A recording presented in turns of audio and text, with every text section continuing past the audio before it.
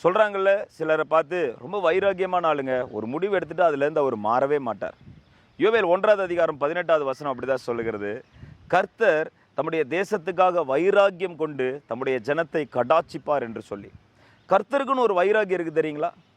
நோவாவினுடைய நாட்களில் மொத்த உலகமும் உலகத்தில் இருக்கிற குடிகளும் அழிக்கப்பட்ட பொழுது நோவாவும் அவருடைய குடும்பமும் மற்றும் காப்பாற்றப்பட்டது.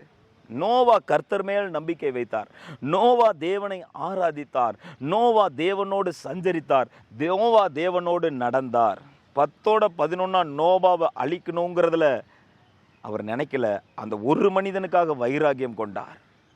அந்த ஒரு மனிதனுக்காக வைராக்கியம் கொண்டு நீ பேழையை கட்டி எழுப்பினாரு. நோவா பேழையை கட்டி எழுப்பினார். அவர் வாழ்கிறதுக்கு என்னென்ன தேவை எல்லாம் வந்துச்சு.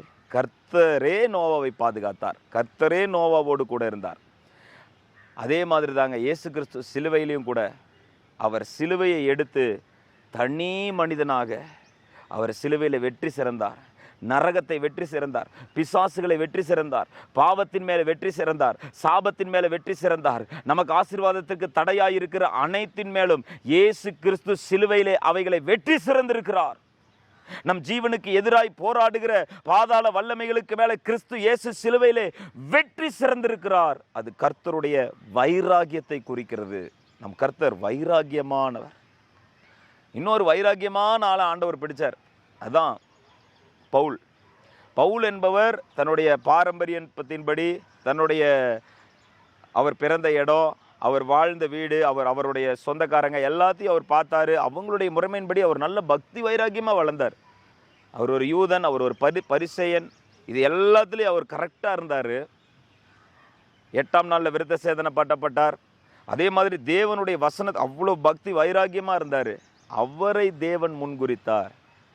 அவரை தேவன் அந்த வைராக்கியத்தை ஆண்டவர் நேசித்தார். மகனே, நீ வைராக்கியம் வைக்க வேண்டியது என்னிடத்துலன்னு சொல்லி கொஞ்சம் வைராக்கியத்தை திருப்பி விட்டார் பவுல். அந்த நாட்களில் உலகம் முழுவதுக்கும் சுவிசேஷத்தை அறிவித்தார். Hallelujah. Up to the Roman world, அதாவது ரோம் வரைக்கும் சுவிசேஷத்தை கொண்டு போனார் பவுல். வைராக்கியங்க, வைராக்கியம். இன்றைக்கும் ஆண்டவருக்கு மேலே வைராக்கியமாக இருங்க. அவர் வைராக்கியமாக பிடித்து கொள்ளுங்க. நீங்கள் எனக்கு செய்வீங்க ஆண்டவரே, என்னை கைவிட்டுற மாட்டீங்க ஆண்டவரேன்னு சொல்லி வைராக்கியமாய் அவரை தொடர்ந்து பிடிங்க. ஆண்டவர் தன்னுடைய கரங்களில் ஏந்தி உங்களை தாங்கி தப்புவிக்கிறதை நீங்கள் பார்ப்பீர்கள். God bless you.